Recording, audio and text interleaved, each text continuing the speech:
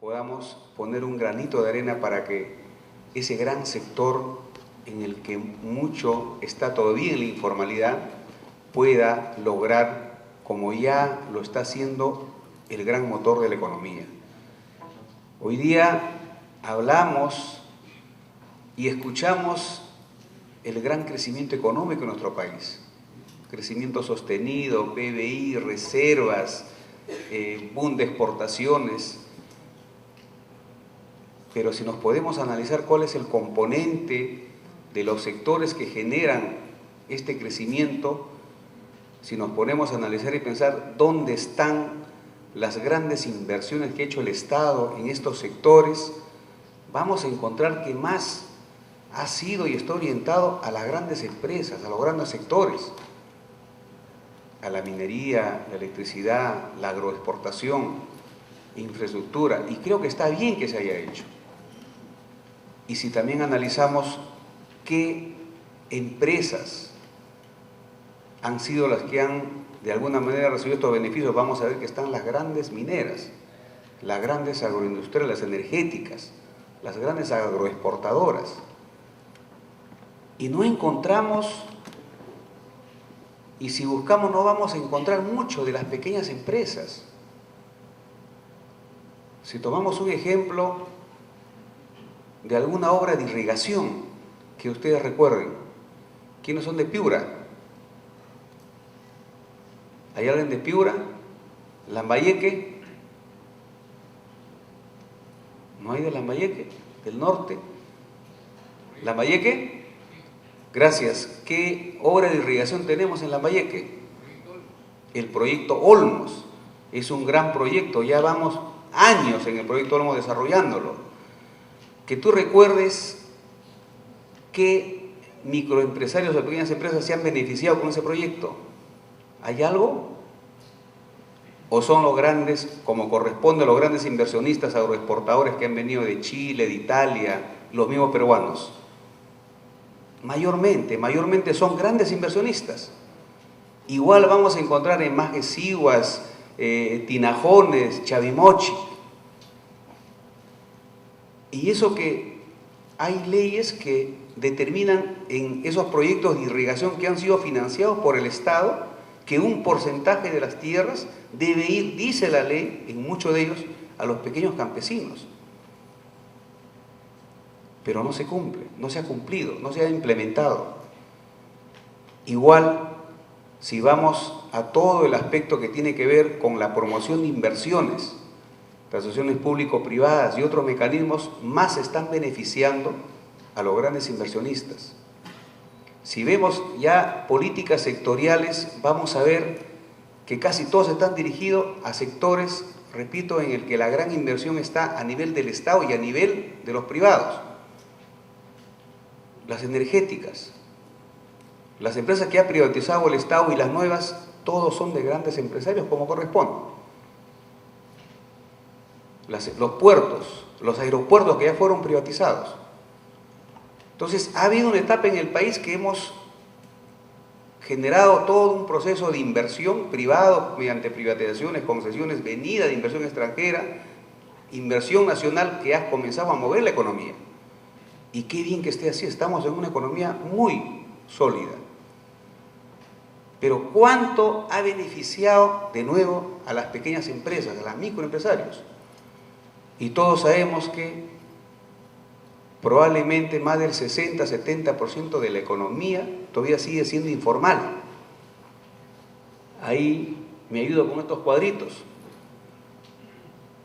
Este sector, este gran sector de la economía participa con casi el 42% del PBI a nivel nacional.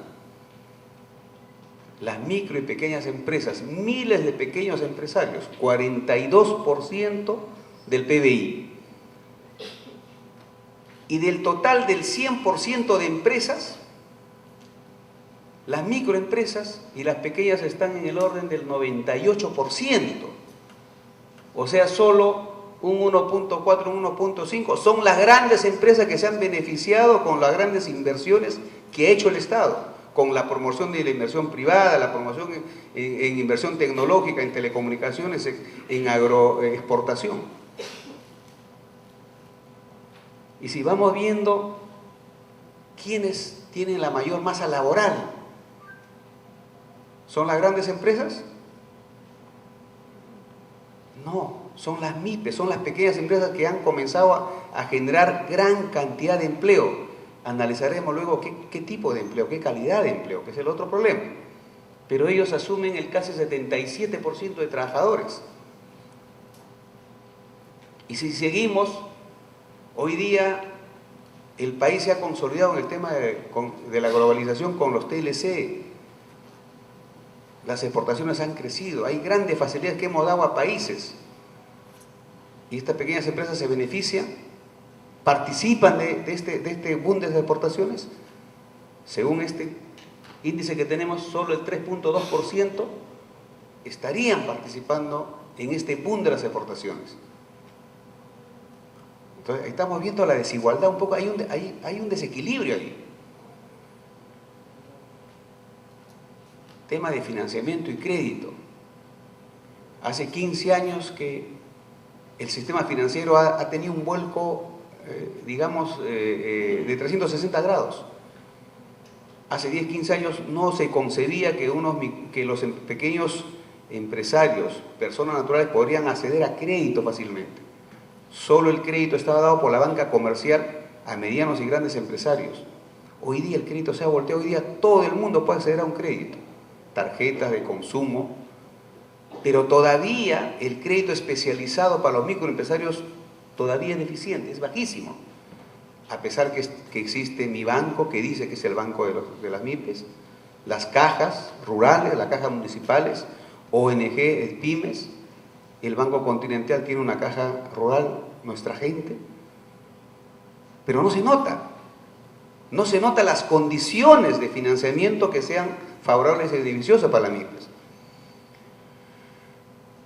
Hay leyes y normas que obligan que el gran comprador, que es el Estado, destine sus compras a los microempresarios. Se habla, y la ley dice, hay una ley de MIPES, una ley de promoción de MIPES, que habla del 40%.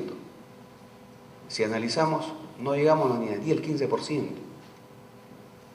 Entonces, jóvenes, si habláramos de cuánto contribuye la minería, la agricultura al PBI, estoy seguro que no llega al 40%. Y la minería tiene un Ministerio de Energía y Minas. Y la agricultura tiene un Ministerio de Agricultura. Y hay un Ministerio de Producción que ve la pesca y la parte productiva. Hay un Ministerio de Comercio Exterior. ¿Ustedes se han preguntado por qué no hay un Ministerio de las MIPES? Si las MIPES participan con el 42% en el PBI, probablemente más que cualquier otro sector. Entonces hay, de alguna manera, en la orientación, en las prioridades que han puesto los gobiernos en los últimos años, un desequilibrio. Y ahí se nota claramente cuál es la prioridad que le ponen. Y hoy día estamos en un gobierno que habla de inclusión social. Hoy estamos en un gobierno que habla de políticas de participación, de generación, de mejoramiento de calidad de vida. Por eso creemos que este sector de la MIPES necesita de una mayor participación y apoyo del Estado. Y si bien es cierto, desde el año 2003 ya hay leyes que se han dado, leyes de promoción, leyes de mejoramiento y participación de las MIPES, no se han aplicado totalmente, no se han implementado totalmente. Hoy día mismo, en el Congreso, el Ministerio de la Producción, que hoy día es el ente rector de las pequeñas empresas, antes era Trabajo, está generando todo un plan de promoción y competitividad, pero no hemos logrado todavía implementar políticas y medidas para poder promover, apoyar de una manera eficiente a estas pequeñas empresas. Estas pequeñas empresas que generan, repito, el 42% del Producto Bruto Interno del Perú. Y está metido en todos los sectores, en todos. servicios, producción, metalurgia, misma minería, pequeña agricultura, turismo.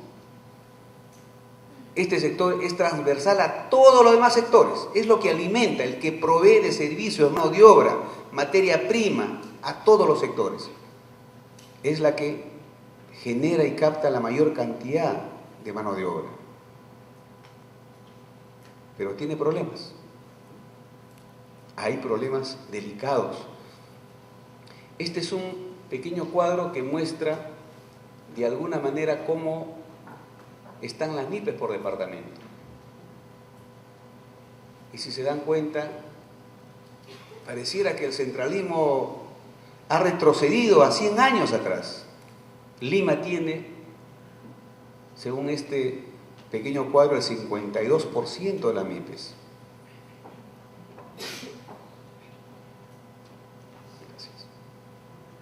Eso significa que todavía en Lima estamos dando mayor facilidad, mayor centralismo a las MIPES. ¿Y qué pasa con las regiones? ¿Qué pasa con las provincias? Y si contrastamos este pequeño diagnóstico, ¿a dónde está concentrada la pobreza? ¿Dónde falta servicios? ¿Dónde falta energía? ¿Dónde el nivel de vida es bajísimo? Vamos a ver que en ciudades, en provincias, sobre todo de la sierra y la selva, está concentrada esta pobreza. Y ahí no hay promoción, no hay emprendimiento o no hay apoyo al emprendimiento. No hay servicios, no hay carreteras, no hay caminos para que esos pequeños emprendedores puedan generar, mejorar economías, sacar sus productos, venderlos. No hay. Ese cuadro nos lo muestra. Y Lima concentra, porque Lima tiene todo, pues Lima tiene luz, agua, energía, carreteras, tecnología, bancos, mercados.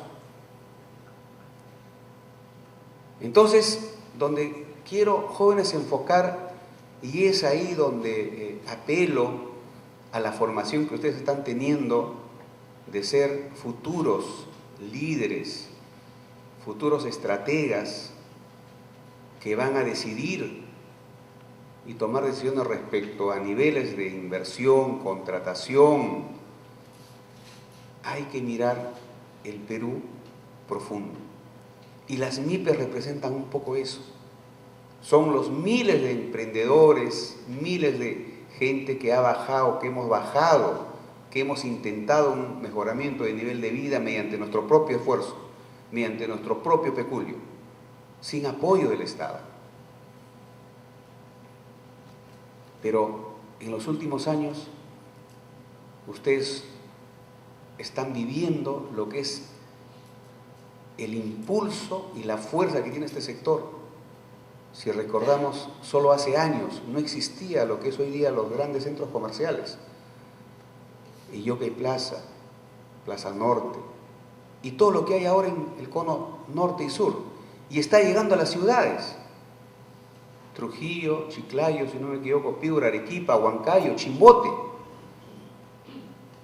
Ya ha comenzado a salir. Pero en Lima, estos centros comerciales han generado un explosivo crecimiento de los famosos negocios en los conos. Todo el cono norte, todos los olivos, las avenidas Naranjal, Universitaria, y se van al cono sur igual, van a haber cientos y miles de pequeños negocios. O sea, hay una explosión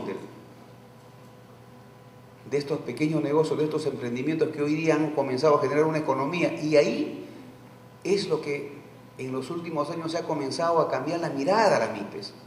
Antes las MIPES, ¿cómo se le veía? Los informales, los malos, los ineficientes. Hoy día no. Hoy día estamos viendo a este sector como ese sector que promueve, genera emprendimiento y que participa generando empleo y que participa en el PBI, pero que tenemos que formalizar, asociar, capacitar, darles tecnología, darles financiamiento. O sea, ya hay una mirada, ya hay un giro en la mirada. Esperemos que este gobierno, y con medidas que tengan que tomarse, se permita que este sector tenga un mayor impulso, ordenado, formal, pero que definitivamente mucho tiene que ver que resolvamos estos grandes problemas. Las MIPES son vistas como elementos en su mayoría de baja productividad. No son rentables. ¿Por qué no? Porque tienen un problema, tienen un círculo vicioso que no les deja salir. Y ahí viene justamente la participación en el aspecto de educación, de capacitación, de asesoría, de gerencia. O sea, tenemos que resolver estos grandes problemas que vienen por años de las MIPES. Baja productividad, baja competitividad, que termina en poca rentabilidad. Por eso que de las miles de MIPES, el empleo es un empleo de baja calidad, 500, 600 soles, debajo del mínimo, y son empleos muchos de sobrevivencia. Yo hago un negocio para sobrevivir y jalo a mi papá, a mi mamá, a mi primo, a mi hermano para hacer ese negocio y sobrevivir. Entonces tenemos que romper este círculo, donde estos problemas deben resolverse. Y ahí viene la participación en el aspecto de la educación, de la capacitación. Regresen por favor todavía al anterior. O sea, es necesario buscar la forma de romper esto. Estos problemas de débil articulación empresarial, poca inserción a los mercados, inadecuada tecnología. Si ahí nos paramos un poco, estas pequeñas MIPES, muchas son negocios, como les repito, de sobrevivencia. Se han puesto no para ganar dinero ni para mejorar, sino para sobrevivir.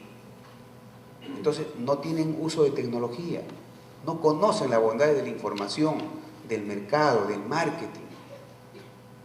No tienen la visión de asociarse, de articularse, porque están solos, o sea, tienen temor, tienen desconfianza. Entonces, un aspecto fundamental que tenemos que resolver es todos estos temas. Y el tema de financiamiento, le decía. Hoy día, si bien es cierto, hay una gran oferta de servicios financieros porque hay bancos, cajas, pymes, pero ¿hay acceso? Y si hay acceso, ¿cuánto cuesta? ¿Y todos pueden acceder? ¿Y qué es del Estado? Si el Estado financia regreso a grandes irrigaciones, grandes obras, privatizaciones, ¿y cuál es el apoyo financiero que da las MIPES? Tenemos el Banco de la Nación, el Banco Agropecuario, tenemos COFIDE. Se destinó el año pasado 400 millones para financiar a las MIPES. De ellos se ha otorgado solo cerca de 120 millones. Pero no es porque las MIPES no lo pidan, sino por los procedimientos que todavía siguen burocráticos. Los tratan como si fuera cualquier otra, trabajan como si fuera un banco comercial. Entonces, en el aspecto de financiamiento hay ya una propuesta de poder crear en COFIDE líneas directas que vayan a los sectores asociados de la MIPES mediante la banca comercial, mediante las cajas. Entonces tenemos que impulsar, y recursos tenemos, jóvenes, vamos a llegar a 60.000 millones de reservas. Tenemos un crecimiento anual que nos permite anualmente ir creciendo reservas en 2.000, 3.000 millones. Acabamos de aprobar facultades al Ejecutivo que debe recaudar anualmente 3.000 millones más. Hemos creado un gravamen a las mineras que se recaudará entre 2.000 y 2.500 millones. O sea, recursos hay. Entonces el tema es cómo se canaliza, cómo se distribuye. Y ahí viene la función que el Estado tiene que resolver respecto al financiamiento. Ordenado, pero tampoco no debemos ir ya al financiamiento a costo cero, que ha generado la quiebra, ahora último, del Banco de Materiales. Entonces tenemos que reorientar la función de promoción, pero el Estado tiene y debe de permitir el acceso al financiamiento ordenado, pero seguro y asequible a todas las MIPES. En eso estamos, en eso en este momento se está trabajando. El acceso a la información. O sea, las MIPES, los pequeños empresarios no tienen idea de lo que es la información, de mercado, de encuesta, de precios. No lo tienen. Y esa es una debilidad que tienen que superar. De la misma manera, la responsabilidad social hoy día, en el mundo, en el Perú, la responsabilidad social es un aspecto ya prácticamente transversal. No puede haber empresa que no piense en responsabilidad social. Las mineras hoy día han generado, y hay que decirlo, en los años que han pasado, las grandes mineras no han entendido el problema con el pueblo, no se han conectado con su comunidad, no han entendido la relación que debe haber entre una explotación minera y la responsabilidad social y la comunidad de la inversión. Por eso los grandes problemas que tenemos es por eso. Y que lamentablemente también pues es utilizado o es tergiversado, pero los problemas existen no de ahora, sino de siempre. Y el tema ambiental es un tema fundamental que podría ser motivo de otra conversación. Nosotros estamos luchando muy duro, tenemos una posición muy clara respecto al tema ambiental, al tema de todas las cabeceras de cuenca, al tema del recurso hídrico. Y es algo en el que tenemos que ser mucho más agresivos, tener posiciones mucho más claras. Inversiones sí, pero inversiones responsables, con participación, con regulación, con control, con supervisión, pero permanente y adecuada. Hoy día el problema que estamos viviendo en el país es un problema muy delicado, muy grave, que ha estado avisorado. O sea, no es que apareció un día para otro, esto viene de meses y de años. Lo hemos advertido, se ha advertido. Pero hemos llegado a estos niveles, lamentablemente, por un total desacuerdo, una total comunión entre la inversión, el empresariado, el gobierno y los líderes políticos, que tenemos que resolverlo. Y esperemos, y ojalá que no haya costos, porque el tema todavía sigue delicado. Y un tema fundamental, solo para terminar, y a mi parecer, tal vez por mi sesgo profesional, por mi formación, que comparto con ustedes, yo soy de los que piensan que todo proyecto, todo negocio, toda empresa tiene que ver con la administración y manejo de recursos. Y eso es gerencia, eso es gestión. Y eso se aplica a todo nivel.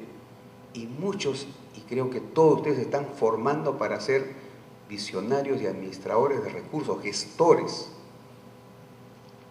Y si no tenemos la capacidad gerencial de administrar, manejar recursos humanos, materiales, y generar con eficiencia y la productividad, la rentabilidad, no hay forma de ver un negocio, una entidad o un Estado eficiente y espero moderno. Hoy día tenemos problemas gravísimos en el Estado, en los gobiernos regionales y provinciales, por ejemplo, por falta de capacidad de gestión, por falta de visión, por falta de manejo de instrumentos y herramientas de gestión. Y las MIPES tienen ese problema. En los pequeños negocios el dueño hace todo, cobrador, vendedor, limpiador de todo. Y tiene una resistencia a delegar, y tiene una resistencia y celo a contratar profesionales. Eso es lo que tenemos que romper, y en eso tiene que ver la capacidad gerencial que requieren tener estos emprendedores, en el que la capacitación, en el que la necesidad de educación, de información es necesaria. Hoy día el Estado está desplegando una ardua labor, pero es insuficiente. Y ahí entran las universidades, los institutos que necesitan participar en esta necesidad de capacitar, de dar herramientas de gestión a estos pequeños emprendedores. Y para mí esa es la clave, ¿no? Gestión, administración. Y muchos de ustedes se están formando para eso. Entonces, por eso, jóvenes, este gran sector que contribuye con ese gran porcentaje del PIB tiene estos problemas, son problemas coyunturales que tenemos que resolver, que están en proceso de solución, pero que finalmente va a depender de la capacidad y la necesidad de que cada uno de estos grupos, ya sea asociados, articulados, entiendan este panorama y que el Estado finalmente cumpla ese rol de promotor, ese rol de apoyo subsidiario que debe dar al inicio para lograr que estos sectores que generan tanto empleo tengan una posibilidad de crecimiento ordenado y finalmente se formalice, porque todavía la informalidad campea y la informalidad genera mucha distorsión en el aspecto laboral, en el aspecto del tema de seguridad social, mucha informalidad, y eso es algo que tenemos que trabajar y romper. Por eso, jóvenes, con esto podemos tener, espero, una clara visión y diagnóstico de lo que tenemos que hacer hacia adelante. O sea, las MIPES hoy día son un factor clave del desarrollo y la mirada de los gobiernos, las instituciones está en las MIPES, está en los grupos ahora, está en los conos, que son el reflejo de las MIPES, está en las regiones. Toda la región norte tiene un gran potencial de desarrollo, la región sur está comenzando, pero falta todo el aspecto de la sierra. Y ahí tenemos que trabajar. La ley, de alguna manera, trata de mostrar qué es lo que son las micro y pequeñas empresas. Hay unos rangos que ha determinado de acuerdo al número de trabajadores y de acuerdo a las ventas. ¿Y esto por qué? Más que el tema de los montos, esta ley que en este momento existe de promoción y competitividad de las MIPES, da de alguna manera facilidades en el aspecto tributario y laboral. Y para poder acceder a esas facilidades, dan estos rangos que permiten que las MIPES y las micro y pequeñas empresas puedan acceder a esos beneficios. Las pequeñas empresas no pagan el 30% del impuesto a la renta, pagan un impuesto especial del 1.5%. Para acceder a eso han dado estos rangos, ¿no? Y esto es un poco lo que ustedes pueden encontrar, es de acuerdo a esta ley que existe actualmente, ¿no? Cuál es la definición y la comparación con el régimen general en este caso, ¿no? Y van a ver que hay básicamente rangos en el aspecto tributario y laboral, ¿no? Que permiten determinar cuáles son micro y pequeñas empresas. Y en el aspecto laboral determinan qué beneficios tiene la empresa, porque el perjudicado es el trabajador, ¿no? O sea, no tiene los 30 días de vacaciones, tiene 15, por ejemplo, algunos y otros no. Entonces, estos son aspectos que en este momento no lo amplío porque está en revisión. O sea, en este momento se está preparando una nueva ley de promoción de la MIPE, donde se va a revisar y reestructurar básicamente el aspecto laboral, porque ha habido mucho reclamo, y creo que es correcto y justo, que ha sido de alguna manera perjudicial para los trabajadores. Pero también hay de la otra parte del empresariado o de los emprendedores como que darle de mayores cargas laborales y tributarias podría generar una corrida, ¿no? Y más bien, esconder o correrse de la formalización. Entonces, es un aspecto que tenemos que buscar un equilibrio en la nueva ley que se pueda dar, ¿no? Que sea más equilibrada, pero sobre todo más promotora, más facilitadora para la generación y mejoramiento de estas MIPES y del emprendimiento. Avanzamos, por favor.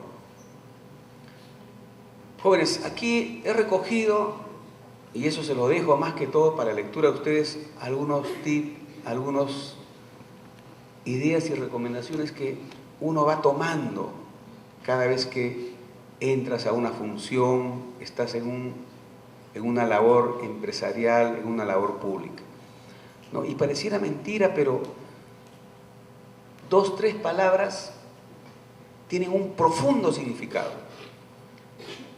Solo para poder tal vez comentar, el empresario y los trabajadores deben estar siempre informados.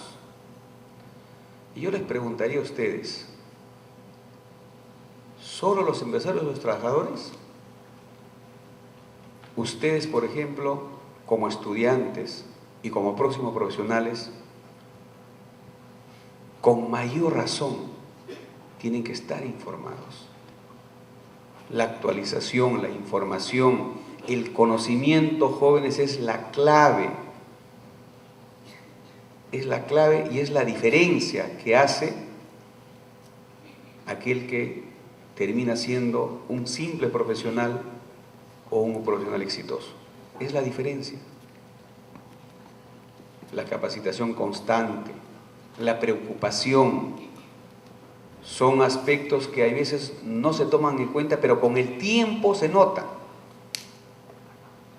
Las universidades hoy día, nacionales y privadas, votan cientos de profesionales de todas las carreras, de todas las especialidades y las nuevas, y han aparecido cientos de institutos. Esos miles de jóvenes que con tanta esperanza y empeño entran a estos institutos, algunos con apoyo, otros por su cuenta, con un trabajo y un estudio sacrificado, pero finalmente la diferencia va a estar en aquellos que puedan ver en la capacitación, en la preparación, en el sacrificio. Va a estar ahí la diferencia. Y ustedes, como un grupo de jóvenes que se está formando para poder llegar a la excelencia, porque es eso el objetivo de ustedes, donde estén, en la especialidad que sea, tienen que realmente diferenciarse. y diferenciarse con preparación, con información, con actitudes y con un aspecto que a veces en la educación, en los años que han pasado, se ha perdido, el tema de valores.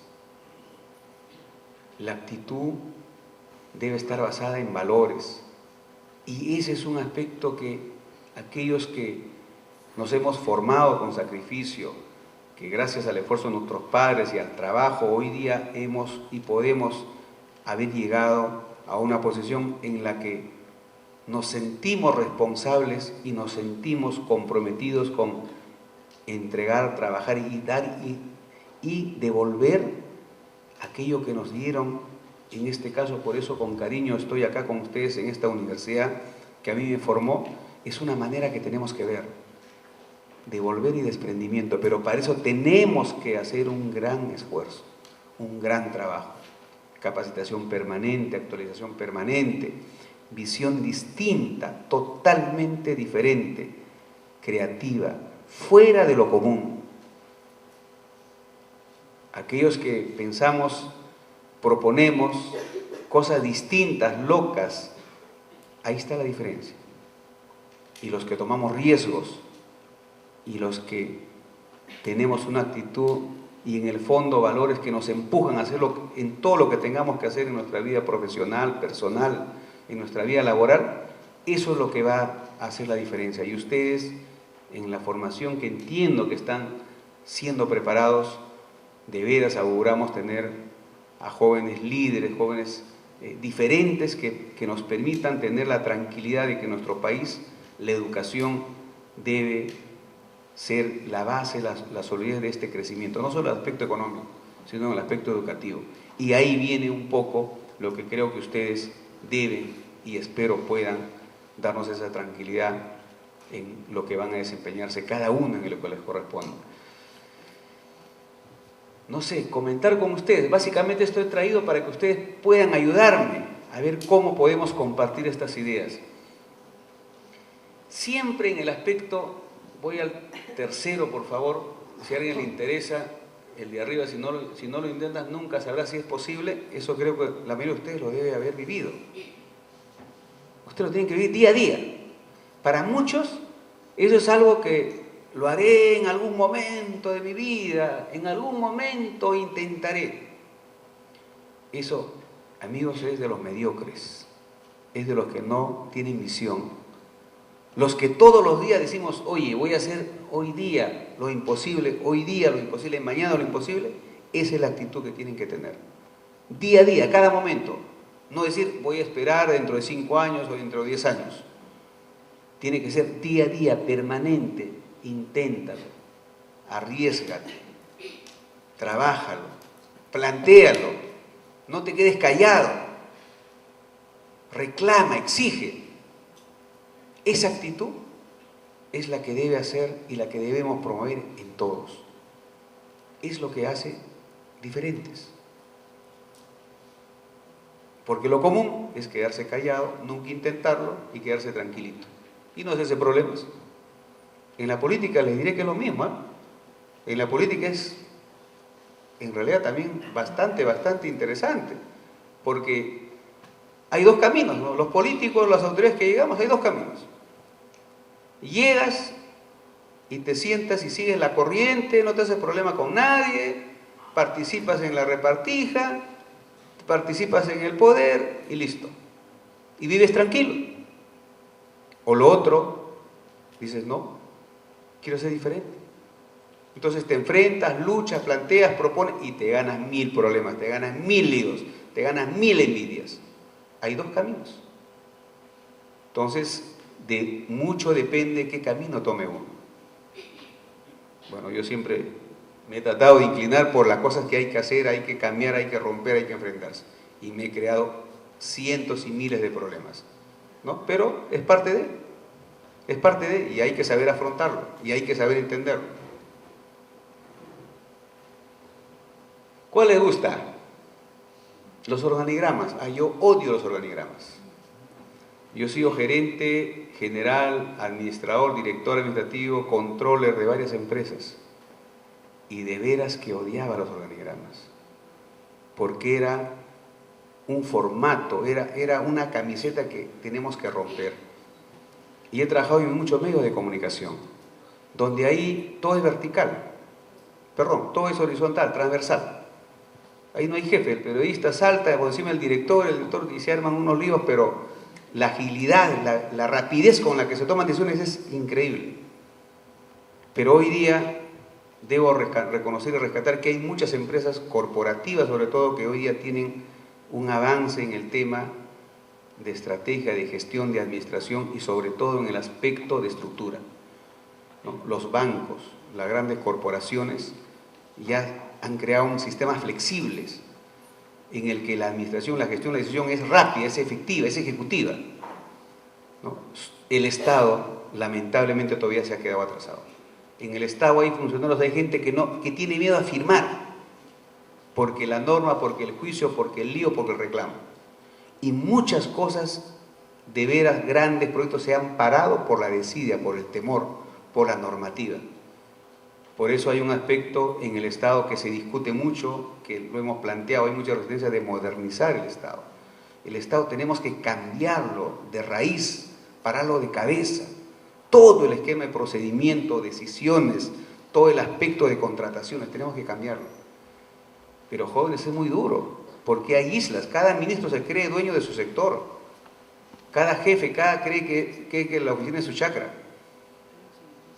Ustedes dirán, ese congresista que habla y por qué no cambia las leyes. No se trata de leyes, se trata de actitud, se trata de generar una corriente que esperemos en los años que vienen pueda hacerse. Todos los gobiernos hablan de modernizar el Estado, todos. Y hasta ahora no hemos avanzado, no hemos logrado. Lo que sabemos qué cosa es gestión, administración, sabemos qué cosa es modernizar. No es cambiar una ley o cambiar un gerente o decir se reorganiza una institución.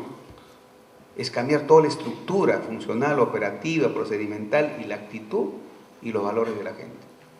Y en eso tenemos que trabajar porque el aspecto que hoy ya se está midiendo de la competitividad es en base a la función del Estado.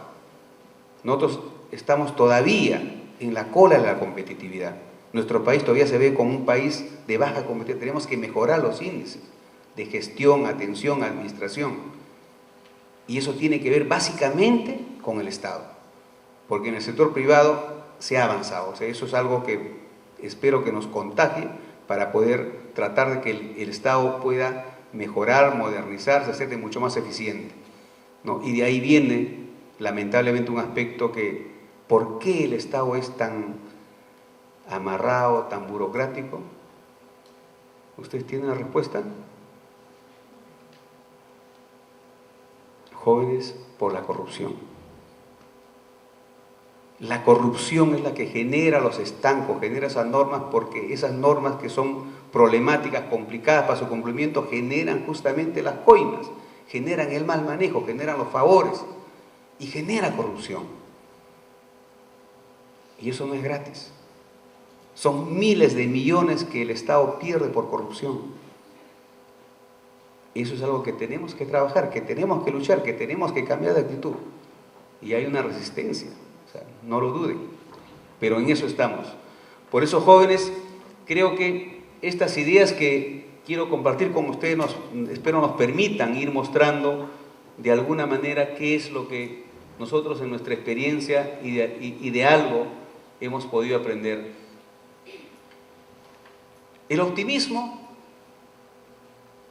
tiene mucho que ver con la fuerza. Vamos al contrario, los negativos. Espero que acá no haya esa gente negativa, ¿no? Que todos dicen, no, no sirve, no vale, ¿para qué? ¿Por qué? Es muy tarde. Jóvenes, eso no debe existir en nosotros. Por eso para mí el optimismo da fuerza. Quiero hacer esto, quiero lograrlo, lo podemos, hagámoslo. Sí se puede. Los emprendedores jóvenes hacen eso. Se levantan a las 4 o 5 de la mañana, duermen a las 10 o 11 de la noche, cargan a sus hijos, caminan cuadras, empujan carretas. Esos son los emprendedores. Esos son los pequeños empresarios. Y muchos de ellos hoy día exitosos, porque toda su vida ha estado lleno de optimismo, de aspecto positivo. Y eso es lo que hay que contagiar y tiene mucho que ver con el manejo de gente. Si ustedes como jefes, gerentes, líderes muestran una actitud positiva, van a jalar a su gente, van a contagiar a sus colaboradores. Pero si muestran una actitud negativa, van a contagiar a toda su gente y lo que manejen, lo que hagan, no les va a ayudar mucho. Por eso el optimismo es una fuerza que empuja, es una fuerza que nos mantiene, es una fuerza que contagia. Y ahí creo que muchos de ustedes, todos de nosotros, tenemos que tener siempre el optimismo, a pesar de los problemas, de las desventuras, las desgracias, nunca debe perderse. Y para muchos, a veces los problemas es una oportunidad. Un problema, por más grave que sea, puede ser una oportunidad, que hay que saber explotarlo, que hay que saber sacarle la vuelta, que hay que dupletearlo. O sea, esa es la actitud, esa es la forma. Y ahí va a estar la diferencia. Y el optimismo, repito, es algo que debe ayudarnos a empujar, a promover, a darnos la fuerza que todos necesitamos. Pero sobre todo, contagiar a la gente. Sobre todo, transmitir a la gente.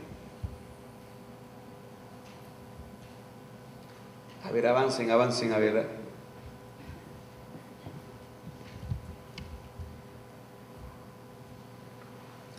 Eso, el segundo, entenderán, muchos de ustedes lo deben de pasar con sus padres o familiares.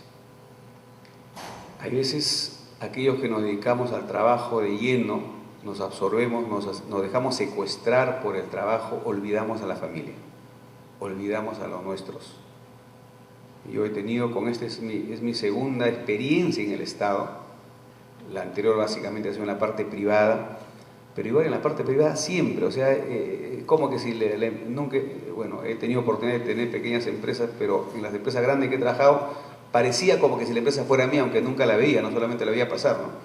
Pero siempre el tiempo y la dedicación, hay veces, digo, exageramos.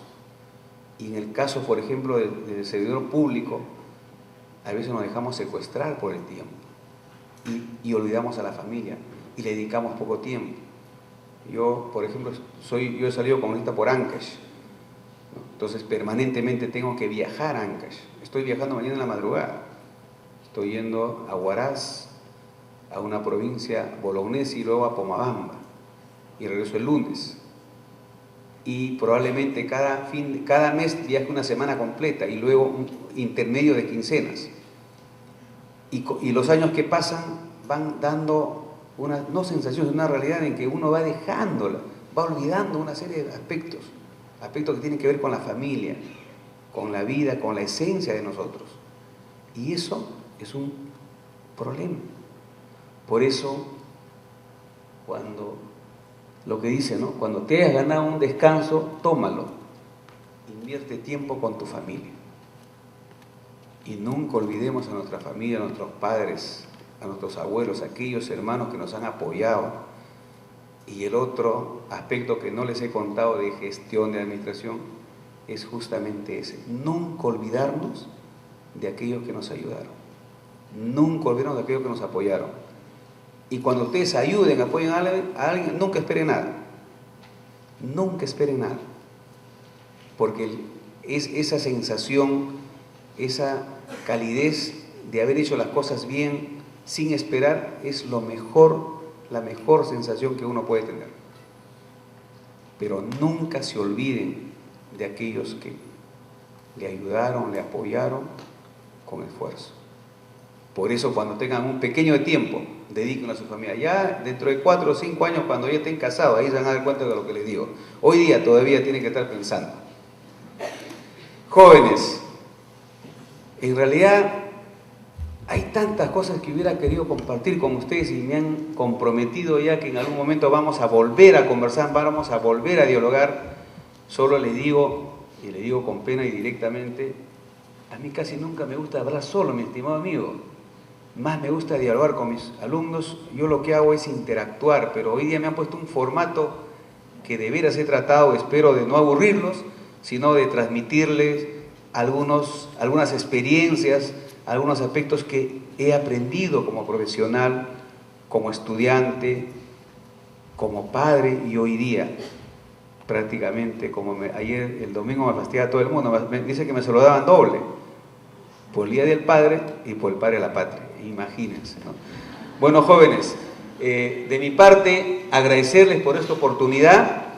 Yo estoy en el Congreso, cualquier inquietud, esto ya fuera de protocolo, por favor, si me lo permite, nuestro estimado director, fuera de protocolo, nosotros somos congresistas del Perú. Si es cierto, he sido elegido por Ancash, por lo tanto estamos en total disposición de ustedes. Ustedes que son, entiendo, muchos de regiones y provincias, tienen autoridades, con todo gusto, que vayan a buscarnos si tienen alguna inquietud, algún problema, algo en el que podamos apoyarlo. Para eso estamos, para eso nos han elegido, para poder tratar de responder a la inquietud, al pedido, al reclamo de la población. Y nuestro trabajo está más en contacto con la gente, en contacto con nuestras comunidades. Estamos tratando de hacer un trabajo diferente. La desaprobación es pésima, cargamos una carga muy fuerte en los hombros, pero tenemos que seguir y tratamos de hacer lo mejor posible. Hay una buena corriente, una buena actitud, a pesar de las perlas que todavía tenemos, pero tenemos que seguir adelante.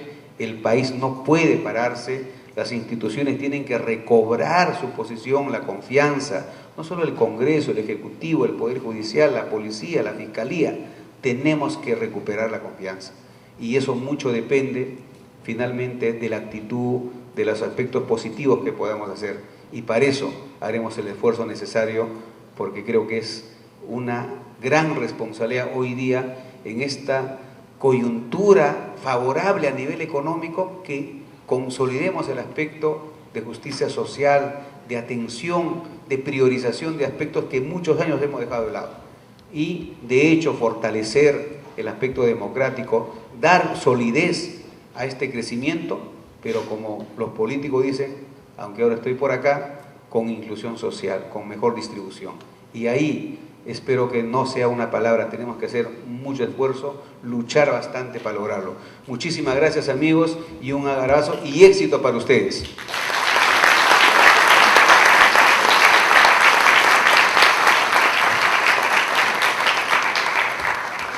Agradecemos la brillante ponencia del magíster Modesto Julca, congresista de la República, y lo invitamos a responder unas preguntas de parte de nuestro auditorio. Por favor, en la primera fila, ok, segunda fila, tú por favor.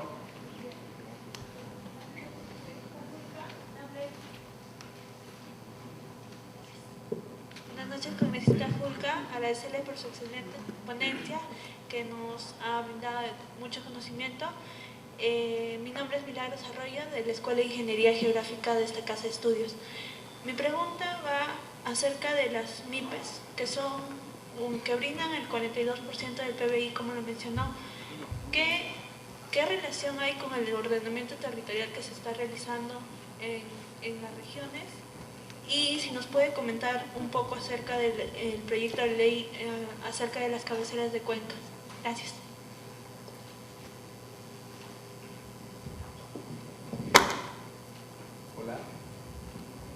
Proseguimos con la siguiente pregunta, ¿o desea responder esta? Me encantaría responder si se puede, por favor. Ok. Hola. Bueno, me adelanté al decir que no me gustaban los monólogos, así que tengo la oportunidad de poder interactuar con ustedes, y si es que no voy a romper el programa y el protocolo, yo tengo todo el tiempo disponible para ustedes. Y si es fuera de programa, no importa, por favor, disculpen. Ambiente, tema hídrico. ¿Saben que ese es un tema, no sé decir que me apasiona? Yo he sido, yo soy contador y luego he hecho mi estudio de gestión, especializaciones en todo tema de administración y finanzas. Esa ha sido mi especialidad. Y un día terminé siendo gerente general de una institución que se llamaba PRONAMACH, Programa de Manejo de Cuencas y Recursos Hidrológicos no sé de dónde. Era el programa nacional del Ministerio de Agricultura que manejaba todas las, mejor dicho, tenía un ámbito de acción en todas las cuencas a nivel nacional en la Sierra del Perú. Tenía cientos de oficinas en toda la sierra y trabajaba directamente con unos famosos comités conservacionistas y hacía trabajo de forestación, trabajo de capacitación, trabajo de manejo de laderas, obras que tenía que ver con el riego, con canales, presas, pequeñas represas. Y a la semana que me designaron, todo el mundo pedía mi cambio, porque toda la vida esa institución había sido manejada por ingenieros agrícolas. ¿Hay algún ingeniero agrícola, estudiante agrícola por acá o no? No me voy a hacer huelga. Entonces, los ingenieros agrícolas efectivamente son los especialistas que conocen el tema del campo, los sistemas de riego, todo el tema de tecnificación, son los especialistas. Y todos los años anteriores los gerentes habían sido siempre ingenieros. Hay molineros, porque hay una cofradía también los molineros. Entonces, jóvenes, y era una gran responsabilidad porque esta institución, yo ingresé el 2004, el 2002 estaba a punto de cerrar porque ellos tenían un financiamiento del IEIC, que es una agencia japonesa, de 72 millones de dólares que se había cortado, y lo había cortado por mal manejo, por mala administración. Entonces a mí me encargan prácticamente para liquidar la institución. Y cuando me lo encarga el presidente, en esa época el presidente Toledo con el ministro de Agricultura, Álvaro Quijandría, que ya falleció, me dan el encargo. Y le pregunto, al ministro, previas reuniones, me adelantó la intención de que mejor era cerrar el programa porque no había financiamiento del Estado, porque el financiamiento del 80% era con el IEBI que se había cortado. Y había 124 agencias a nivel nacional. Y no había presupuesto. Entonces me dijeron, señor Fulco, usted tiene que ver, analizar, y la recomendación que nos han dado del PNUD no sé dónde es cerrar la mitad de las oficinas. 64 oficinas tienen que desactivarlas. Entonces le dije, déme un mes de tiempo, déjeme revisar, déjeme evaluar.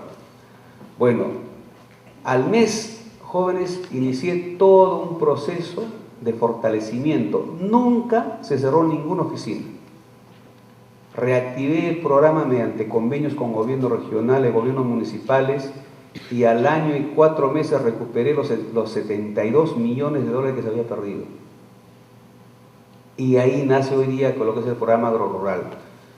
Ahí conocí con expertos, con los mejores expertos que tienen que ver con estos temas, con viceministros de Agricultura, con ministros de Agricultura anteriores, que hice un consejo consultivo y me puse al día, diagnostiqué la institución, conocí el tema y ahí conocí lo que es las cuencas y conocí lo que es el problema del medio ambiente y comencé a meterme duro, y hoy día puedo decirles que la mayor preocupación que debemos tener a nivel nacional, a nivel de todos, es el tema del agua. Las próximas guerras son por el agua, ya lo están viendo. Y el agua nace en las cabeceras de cuenca, donde se cosecha el agua de las lluvias y los humedales. Y toda esa agua increíblemente discurre sin control y termina en el mar en la época de lluvia. Y en la época de estiaje, cuando no llueve, todo el mundo pelea por el agua. Y nadie está haciendo nada por eso. Por eso, en la última ley de recursos hídricos se acordó que se iban a implementar el ordenamiento territorial. El ordenamiento territorial consiste en determinar las áreas de zonificación económica y ecológica para ver dónde se debe hacer qué actividad. Si hay que hacer minería aquí, se hace minería. Si hay que hacer agricultura, se hace agricultura. Si hay que hacer forestación, se hace forestación. Estos conceptos que ya se aplican, que se han implementado en muchos lugares, no se están aplicando. Por eso que el tema de la creación de los consejos de cuenca en las cuencas más grandes del Perú no se ha implementado. Porque en esta ley se acordó que se iban a crear consejos de cuenca en todas las cuencas donde participen el Estado y la sociedad civil, y no se están implementando. Entonces, es necesario que debemos de comenzar a implementar los planes de contingencia para crear estos comités de cuenca y crear lo que yo propuse a nivel nacional, los comités de gestión de cuenca. Comité de gestión de cuenca donde deberían interactuar todas las instituciones de una cuenca. Una cuenca es de donde nace la cabecera hasta el río, hasta el final donde llega al mar, y donde hay provincias y distritos, y hay entidades públicas y privadas. Todos estos comités de gestión deberían preparar los planes de manejo y gestión de las cuencas para poder promover el aspecto productivo, el aspecto de capacitación y tecnificación, pero lo más importante es trabajar en las cabeceras para poder hacer los reservorios, las represas y poder acumular el agua que se pierde. ¿Y ustedes saben qué? ¿Quiénes usan el agua de los ríos? Las agroexportadoras, las mineras, las empresas industriales y el consumo humano. ¿Y ustedes saben quiénes pagan por el agua? Solo los que consumimos. O sea, se paga el consumo, pero no se paga un canon del agua. No hay un canon del agua, no existe.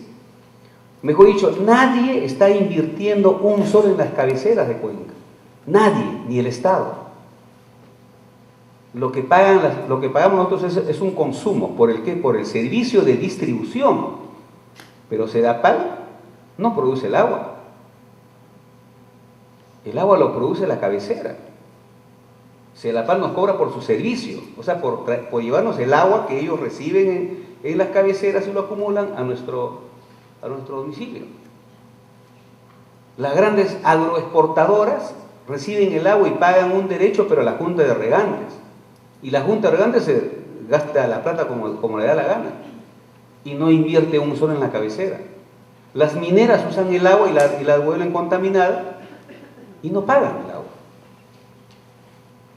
Entonces, por eso yo he propuesto 3 leyes que tienen que ver con esto. Uno es declarar, me paro un momentito, los grandes problemas que han, entonces, esos grandes problemas se han generado y van a seguir generándose si es que no regulamos, no controlamos, no ponemos un pare a esta situación. Entonces, yo he propuesto un proyecto de ley que se llama Declaración de Intangibilidad de todas las cabeceras de cuenca a nivel nacional. Y me llamaron terrorista, antiminero, antiinversionista. Pero yo lo planteé para iniciar la discusión, para iniciar el debate y para poder que a partir de ahora toda concesión que se dé tiene que pasar por el ordenamiento territorial, porque debe saberse si ahí esa mina no va a contaminar o si ahí esa empresa industrial no va a contaminar. Eso, ¿saben qué ha pasado? Hace 2 semanas que lo han archivado. Contra viento y marea lo han archivado por el problema de Congo. O sea, todavía el tema político está moviendo. Entonces, ¿qué hemos hecho? Me he juntado con 6 congresistas y estamos haciendo un nuevo proyecto para replantear nuevamente y comenzar a pelear. Porque yo sí creo que tenemos que cuidar las cabeceras de cuenca. Y tenemos que invertir en ellos en forestación, en mantenimiento, en preservación de pastos, en hacer, repito, represas y presas, para poder, primero, cosechar el agua y segundo, generar la agricultura en la sierra que se ha perdido. O sea, los dueños del agua, que son las comunidades, no tienen acceso al agua. Hoy en la mañana he estado con un alcalde de Mangas. Mangas es un pueblito de Bolognesi, de Ancash, que está en la cabecera de la cuenca del río Pativilca. Han hecho un proyecto de un canal. Yo estando en Pronamach les hice un canal de cerca de 8 kilómetros. Ellos tienen el proyecto para continuar ese canal y simplemente el ALA, la administración de Río, creo, de Barranca, no les da el permiso, porque le dice que ya no hay disponible el agua porque todo el agua se lo tiene la disponibilidad para Munga. O sea, la comunidad que es dueño del agua no puede usar su agua. Esas son las contradicciones que tenemos justamente por esto, porque no hay la regulación respecto a definir y priorizar dónde y quiénes deben usar nuestro líquido elemento. Por eso yo he presentado este proyecto de ley que ha sido archivado y estamos preparando con 6 congresistas, ya no solo, sino 6 congresistas, un nuevo proyecto para insistir en esto. Luego he presentado un proyecto para crear un canon hídrico, un canon del agua, que se utiliza exclusivamente en la reforestación, en la generación y mantenimiento de las cabeceras de cuenca. Eso está todavía en la Comisión Agraria. El pleno ya terminó, en la nueva legislatura en agosto iniciaremos el debate. Y luego he presentado un proyecto que tiene que ver justamente con estas comunidades que están cerca de la minera, el famoso canon. El canon lo reciben los distritos y provincias del ámbito de influencia, donde está la mina. Los demás distritos y provincias de una región no reciben el canon, reciben poquísimo canon. En Ancash hay un distrito que se llama San Marcos. Tiene 300 millones guardados y no sabe cómo gastarlo. Y ha hecho un programa, disculpen, que lo llaman el plan hueveo. O sea, todos los meses contrata gente y le paga todos los meses por caminar por la carretera, limpiar un arbusto, sacar una piedra. Todos los meses. El alcalde ha tenido ya 3 pedidos de vacancia. Increíble. Todos lo salvan. Entonces, he propuesto un proyecto de ley para redistribuir el canon y el canon llegue a los distritos y provincias donde hoy día no llega. O sea, en concreto, quitarle un poco a la región, que es una de las regiones más lindas, Ancash, ustedes sabrán luego mi posición, y al distrito para distribuirlo en las demás provincias y distritos de la región que no reciben canon. Ancash tiene 20 provincias, 17 reciben poco o casi nada del canon. Y luego, ustedes saben que hemos creado un gravamen, ahora último, en noviembre creamos un gravamen que debe recaudar cerca a 2.500, 3.000 millones al año. Antes existía lo que se llama el aporte voluntario de las mineras, 500 millones al año. Entonces, cada minera invertía entre 60 y 70 millones en su región. Ellos lo administraban, ¿no? Y hacían estudios, algunos proyectitos, mal que bien había. Hoy día, como le hemos creado un nuevo gravamen, las mineras no quieren dar un sol. Entonces las comunidades aledañas la reclaman, le piden.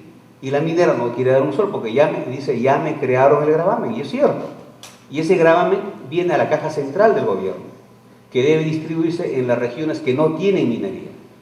Hoy día hay guardado 1.100 millones que no lo han distribuido, porque todavía no han implementado el procedimiento. Pero en las comunidades de la mina ya están reclamando, ya hay paro, ya hay huelgas, porque no reciben un sol, que antes la mina le daba, pues la mina le daba un proyectito, una obrita, hoy ya no le da. Entonces, yo he propuesto un proyecto de ley que lo he llamado el retorno del gravamen. Estoy planteando que el 30% del gravamen regrese a las regiones. En este caso, mi región Ancash, que ha generado casi cerca de 69 millones de gravamen hasta ahora, retorne el 30% para que sea invertido por las mancomunidades y los municipalidades distritales de la región. Porque necesitamos que algo de ese gravamen que regrese a la región donde se genera la riqueza. Y el 70% vaya, como es justo y correcto, a las demás regiones que muchos de ustedes representan, donde no reciben canon. Entonces, jóvenes, es un tema que tiene que ver con el medio ambiente, ordenamiento territorial. Por ley, la ley de municipalidades obliga a las municipalidades provinciales a implementar los planes de ordenamiento territorial. He mandado carta a casi todas las municipalidades de Ancash, solamente 2 han implementado. A nivel nacional no hay una responsabilidad de los gobiernos locales para implementar los planes de ordenamiento territorial, porque significa inversión. Inversión, y lo digo directamente, donde no ganan, porque los benditos alcaldes de los gobiernos regionales hacen obra de infraestructura, de cemento, fierro, porque ahí ganan, pero en una obra productiva no hay ganancia. Entonces hay un tema también ahí muy complicado que algunos de ustedes tal vez pregunten. Espero haber respondido con eso algunas inquietudes de ustedes. Muchísimas gracias por su respuesta. Vamos a pasar a la última pregunta, a cargo de Yulisa, por favor.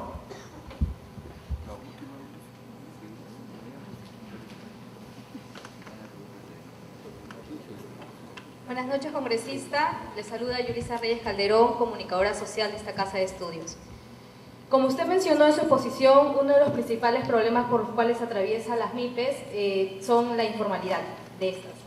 ¿Qué medidas o políticas concretas está adoptando el gobierno para solucionar esta situación? Gracias, Yulisa. Uno de los problemas de este círculo vicioso que es generado justamente por la informalidad es algo en el que no se ha atacado totalmente. Las leyes que salieron anteriores, el 2003 y el 2008, fueron enfocados a un tema básicamente tributario, a un tema laboral, pero no fueron al fondo de poder ayudar a romper la informalidad. Por eso, lo que en la nueva propuesta que se está trabajando, ¿no?, que está preparando el Ministerio de la Producción, previo a una serie de reuniones que hemos tenido, en la que he tenido la suerte de participar, es darle los mecanismos y los instrumentos a las MIPES para que puedan, más que preocuparse o pensar en el aspecto tributario, pensar en el aspecto de productividad, en el aspecto de rentabilidad. Entonces, darles capacitación, tecnología, financiamiento.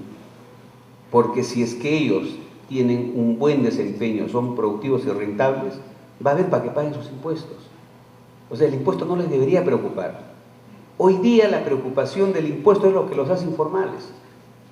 O sea, yo no saco mi RUCO, no emito factura porque voy a pagar un impuesto. No saco mi licencia porque la municipalidad me chequea. Y si la municipalidad me chequea, inmediatamente están interconectados con la SUNAT y con el registro público. Porque si saco mi RUC, inmediatamente la municipalidad sabe quién sacó RUC, de qué dirección. O sea, hay una interconexión que es muy buena para efecto de la tecnología, pero los pequeños empresarios que quieren organizarse tienen el temor, porque primero están pensando en el tema tributario, porque las leyes siempre se han orientado a un aspecto más tributario, más de sancionador, en vez de ser leyes que sean leyes de promoción, de instrumentos de apoyo, de instrumentos de generación de acceso a la parte de la información, al financiamiento, a la capacitación, a la tecnología.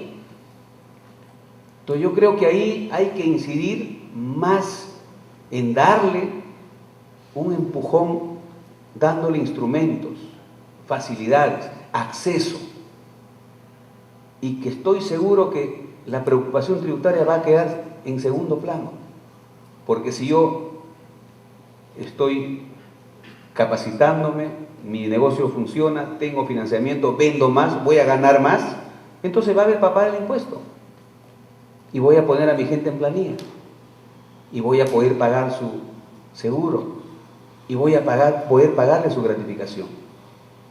Entonces el tema está más por ir por esos instrumentos, no por el aspecto tributario como anteriormente han salido estas leyes.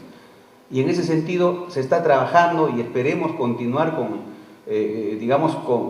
esta coordinación para lograr que la ley, cuando llegue al Congreso, podamos orientarla en ese sentido.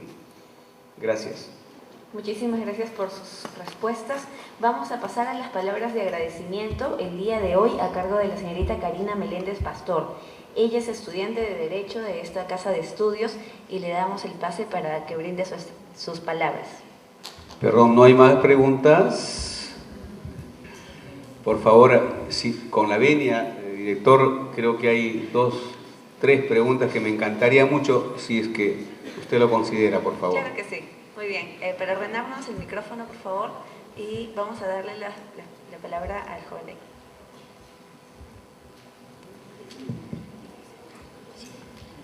Buenas noches, señor congresista. Le habla Guillermo Romero de la Facultad de Ciencias Biológicas, carrera de Genética y Biotecnología. Mi pregunta es muy concreta. Si hay una agresiva publicidad respecto a los bancos y a las cajas para captar a las microempresas y darle financiamiento, ¿por qué no ha crecido sensiblemente la inversión en ese sector? ¿Qué lo está deteniendo? A pesar de que tenemos diferentes tasas, ¿no? Bueno, esa es la pregunta. Gracias. Ayer yo di todo un curso de los que estoy dictando, los pocos porque ya no alcanza tiempo, sobre financiamiento de MIPES. Y me desarrollaron un trabajo mis alumnos, ¿no? Y el trabajo consistía en investigar 4 o 5 entidades financieras que otorgan línea de crédito a la MIPES para comparar 3 cosas, ¿no? Uno, su estructura; el otro, el tema de costos, o sea, qué tarifas tenían, qué tasas ¿no? Y qué servicios y productos. Entonces, encontramos algo bien interesante, ¿no? O sea, lo interesante es que las tasas no son tan baratas. O sea, no son tan bajas como se piensa. La propaganda es muy buena. O sea, porque ahorita entramos a mi banco, o entramos a nuestra gente, o a edificar, ¿no? O a financiera, qué sé yo, o las pymes o las ONG, la propaganda es muy buena, hay un buen marketing. Pero si vemos, las tasas están entre 45, 50 y 60%. La caja Mi Gente, que pensé que era una caja barata, yo me quedo sorprendido, está en 62% el costo anual. Y la más baja es una cooperativa San Hilarión, no sé quién me trajo ese trabajo, 42%. Pero 42 no es barato. Entonces hay un problema gravísimo, o sea, no están alineados.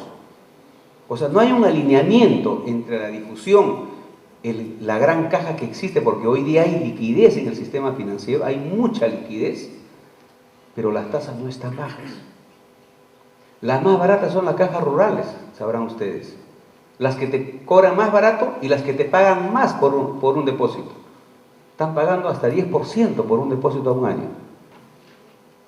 Y un banco te paga 1.5, 2%. Yo fui presidente directorio de una caja rural, Credichavín, que queda en Huaraz.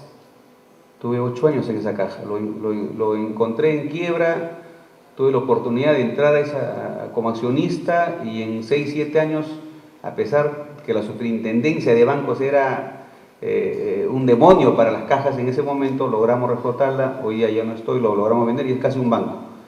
¿No? Pero las cajas rurales son un sistema muy sólido, hoy día están supervisadas por la superintendencia y sus tasas son buenísimas, o sea, 10%. Entonces hay un problema de alineamiento, o sea, todavía hay temor. ¿La tasa qué significa? Riesgo.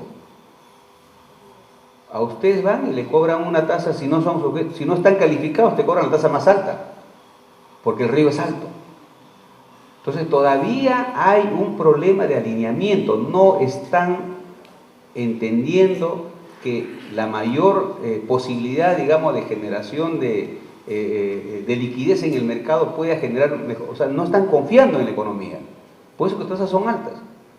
Ahora en la mañana hemos estado con el superintendente de Banca y Seguros, Daniel Schilowski, ¿no? Estuvimos con la viceministra de Economía discutiendo este problema de las AFPs, ¿no? Y hay una preocupación, pues, ¿no? El tema de liquidez, o sea, tenemos liquidez en el Estado, reservas en los bancos, y el nivel de inversión está a 18%. Estamos a junio, a mayo, 18% de inversión a nivel del Estado, bajísimo.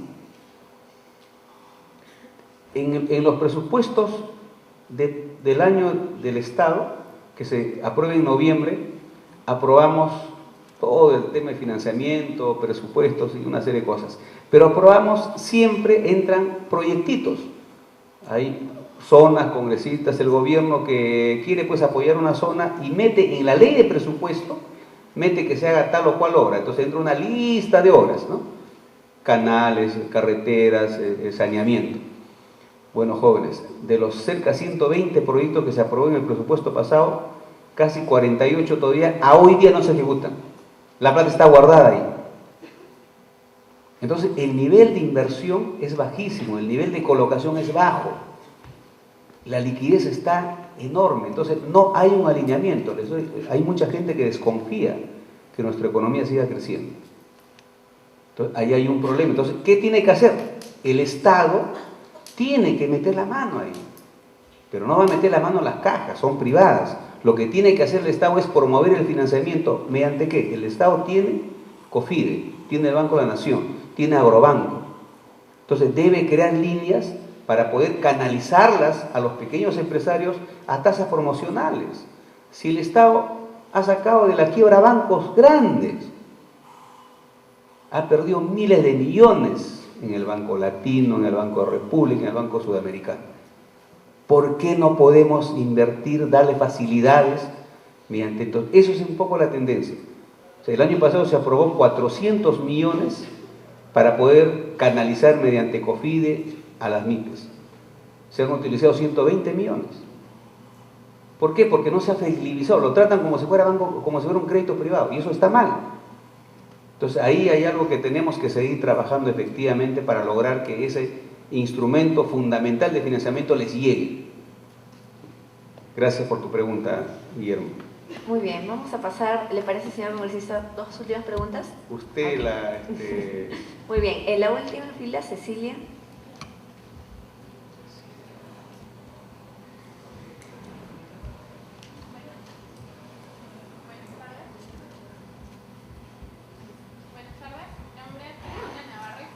De Derecho de la Pontificia Universidad Católica del Perú. Mi pregunta iba a la parte de la exposición en la que habló de todos estos nuevos cambios normativos para los MIPES y las mejoras que se están buscando. Mi duda es qué parte de la tributaria, la laboral, qué parte usted cree que es la que necesita ahorita que se dé una reforma mucho más grande o que se busque mejorarla o implementarla aún más. Gracias. Gracias. Recuerden el cuadrito que vimos, ¿no? O sea, hay un círculo vicioso, hay un problema gravísimo de productividad y poca rentabilidad. Y es un problema estructural del sector. Entonces, si resolvemos uno o dos problemas, no vamos a poder sacarlo de ese problema. Tenemos que resolver el problema en forma integral. Eso significa que tenemos que hacer una promoción, porque el Estado, hablo del Estado, el Estado tiene una obligación, que es promover el desarrollo. Y en ese aspecto de promoción debe de crear instrumentos y mecanismos que permitan solucionar estos problemas. Recordemos financiamiento, tecnología, capacitación, información, mercados. Entonces tenemos que crear mecanismos para poder resolver esos problemas, o sea, crear líneas de financiamiento como lo han planteado. Tenemos que crear y darles capacitación mediante las universidades, los institutos SENATI, los institutos tecnológicos, las universidades. O sea, darles un proceso de capacitación continua.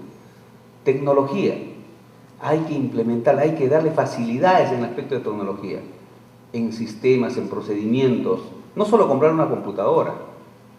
Y ahí viene un tema que no hemos hablado, que es la asociatividad, la articulación. Una MIPE sola no podría contratar un contador, un gerente o comprar una computadora. No podría hacer un plan de marketing. Tienen que asociarse. Y asociados, de hecho, harían sinergia para poder contratar un asesor, comprarse una computadora que esté en red en todos ellos, pueden tener un plan de marketing, toda la cuadra, toda la manzana, todo el centro comercial. Entonces hay que resolver los problemas en forma integral. Y el tema de información, el Estado debe proveer de información, estadísticas, cuadros, mercados, productos, servicios.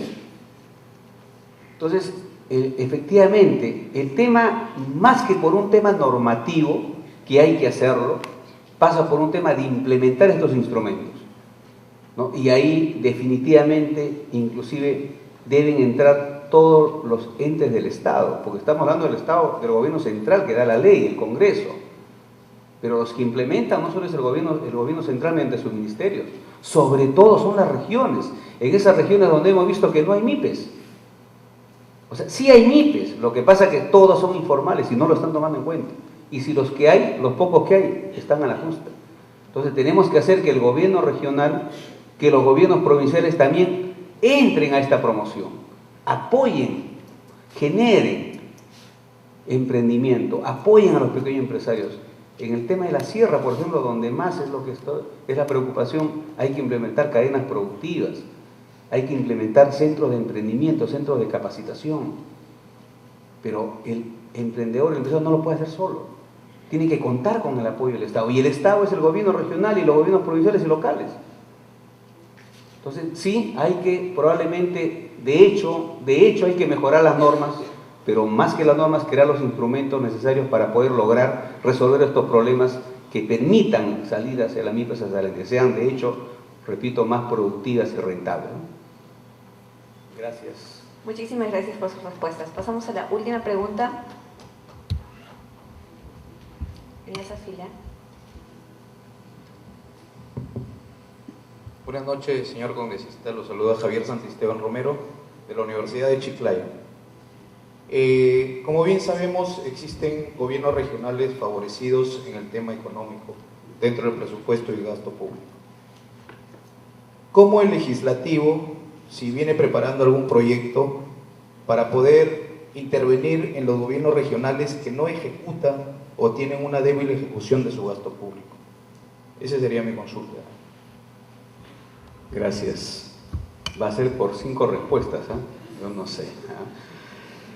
Jóvenes, el Perú es un Estado unitario y eso significa que somos un solo gobierno, el gobierno central, el gobierno regional, los gobiernos locales.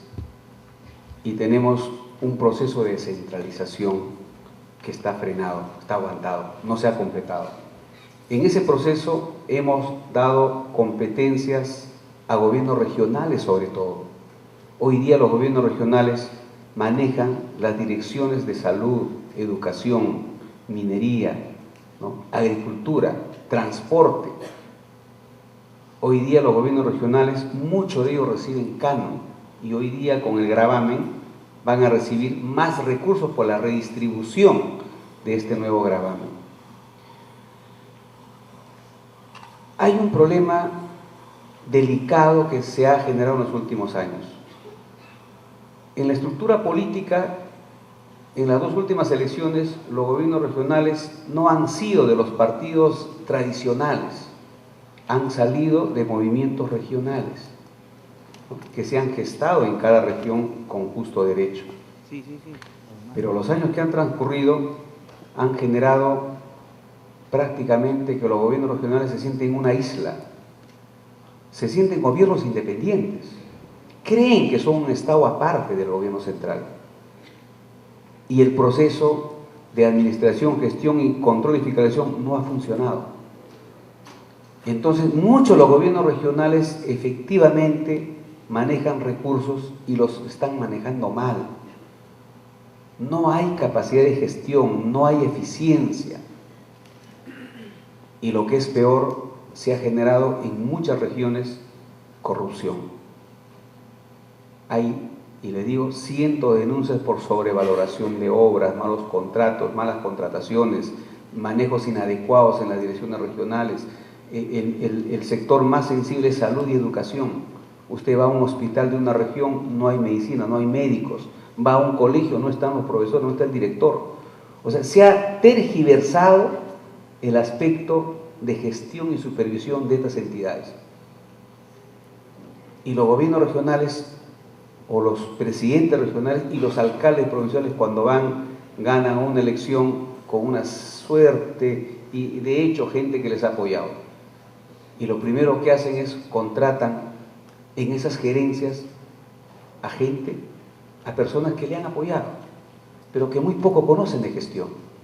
Entonces estamos ya a 1 año y medio de la asunción de los últimos presidentes regionales y los últimos alcaldes.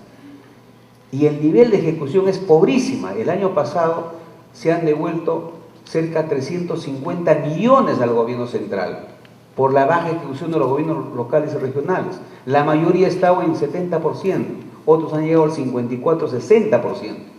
La diferencia se ha devuelto al gobierno central. En la ley de presupuesto tuvimos que dar una norma excepcional de que el sector de educación, agricultura y salud no retorne, sino se queden para que sigan ejecutando los proyectos que tenían previstos. Entonces, el nivel de ejecución y de eficiencia es bajísimo, porque lamentablemente se ha politizado los gobiernos regionales, salvo honradas excepciones. Entonces, lo que tenemos que hacer ahí es activar lo que para mí, le repito, es una solución que no se está trabajando. Hoy día hay la ley de participación ciudadana, hay los consejos de coordinación de la sociedad civil, hay los comités de vigilancia que deberían de existir en cada provincia y en cada región, y no está funcionando. No hay la fiscalización y la vigilancia directa del ciudadano y la comunidad a sus autoridades. Los gobiernos regionales, repito, se sienten presidentes. Entonces, ahí hay un trabajo que hay que hacer, y nosotros en el Congreso concretamente hay 3 proyectos de ley. Hay uno para revocar a los gobiernos regionales. Hoy día los gobiernos regionales no pueden revocar. La revocatoria, es por el aspecto de la Constitución que permite con la cantidad de votos mínimos del 25% ir a una revocatoria. Pero no hay la vacancia. Un congresista, un ministro puede ser desaforado. Un presidente regional no. Entonces, en este momento están discutiéndose y tenemos en cartera ya proyecto de ley para poder vacar a presidentes regionales por corrupción, por mala gestión. Solamente les cuento un tema que es preocupante, el tema de seguridad, el tema de vigilancia, el tema de implementación de todos los planes que tienen que ver con la seguridad de cada región y provincia. Los responsables y presidentes de los comités de seguridad de cada provincia y región es el alcalde provincial y el presidente regional.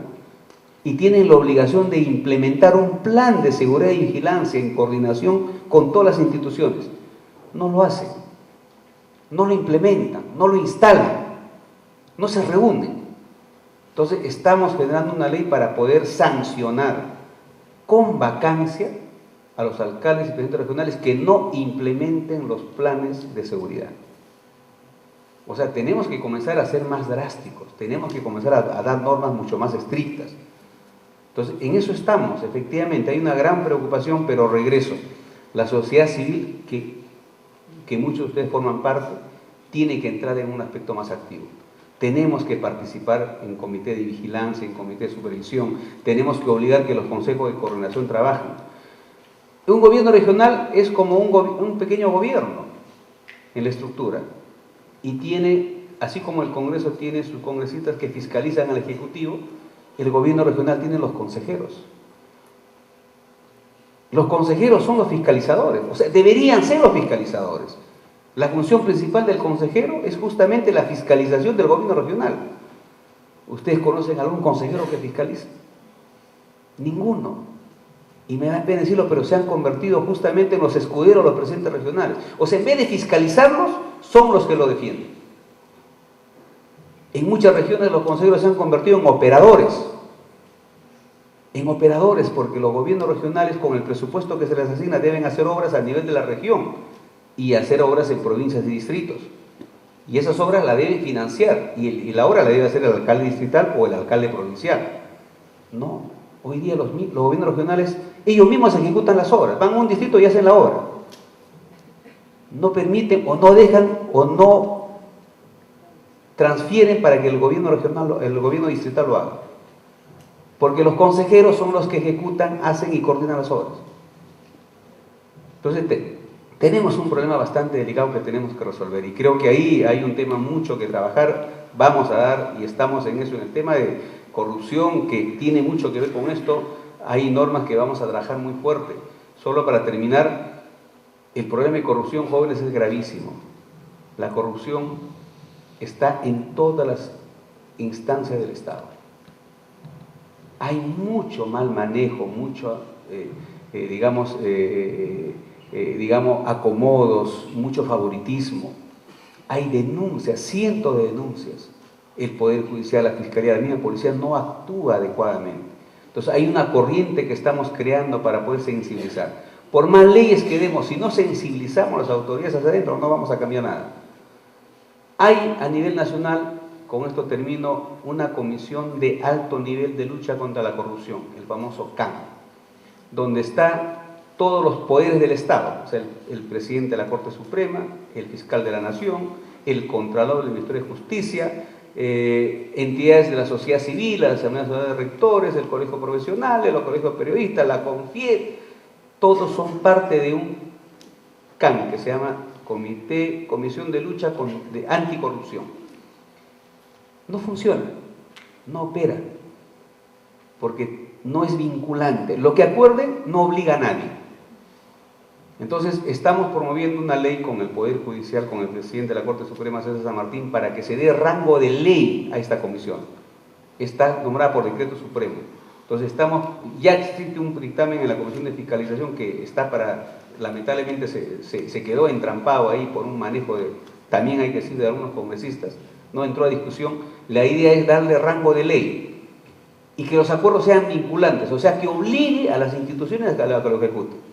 Y ahí estamos proponiendo, con el congresista Urquizo, que hoy es ministro de la Producción, que se cree los CAN regionales. O sea, en cada región debería haber una comisión de lucha contra la corrupción, donde esté la sociedad civil y donde esa comisión supervigile la acción de las entidades públicas, se autovigile. O sea, eso es lo que estamos proponiendo, porque hay una necesidad imperiosa de poder implementar más normas, de hacer más estricto el cumplimiento, de poder darle también más, fortalecer y hacer que la policía, el Poder Judicial, la Corte Suprema, la Contraloría, los órganos de control de cada institución que no funcionan, tengan una labor más eficiente, más transparente. Entonces, jóvenes, no se dramaticen, hay mucho por hacer, pero ahí está la gracia, pues, o sea, hay algo que tenemos que seguir trabajando.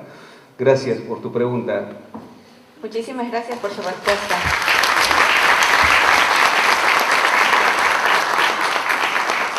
Para agradecer la brillante ponencia, vamos a invitar a la señorita Karina Meléndez Pastor.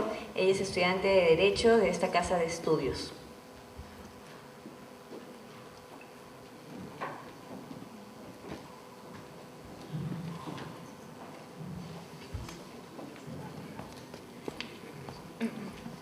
Bueno, Magíster Modesto Julca Jara, nuestro excelente invitado del día de hoy, congresista actual de la República por la región Ancash, doctor Javier Rojas Villanueva, director general del cuarto programa internacional en formación en excelencia gerencial, doctora Marilyn Mesa, doctora Yanina Pinedo, coordinadoras ambas administrativas de este programa, doctor Jorge Ruiz, coordinador académico, demás coordinadores y queridos compañeros becarios.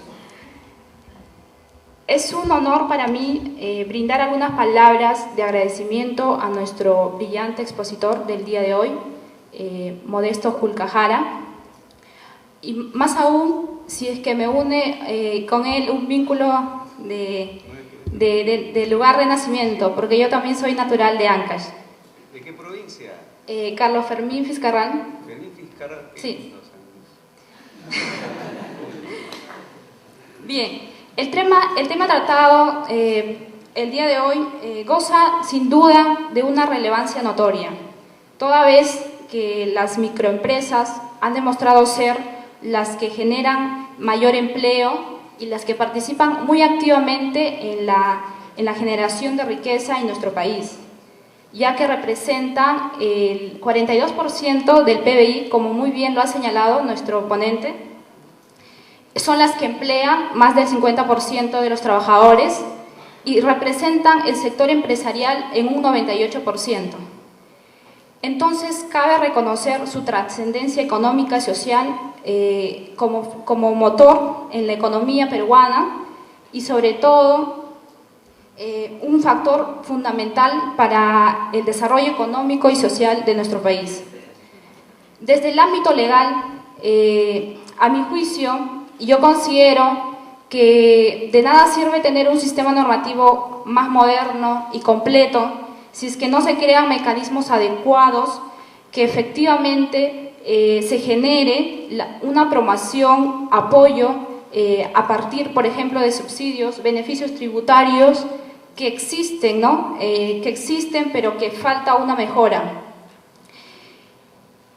Es por todo esto y otras razones que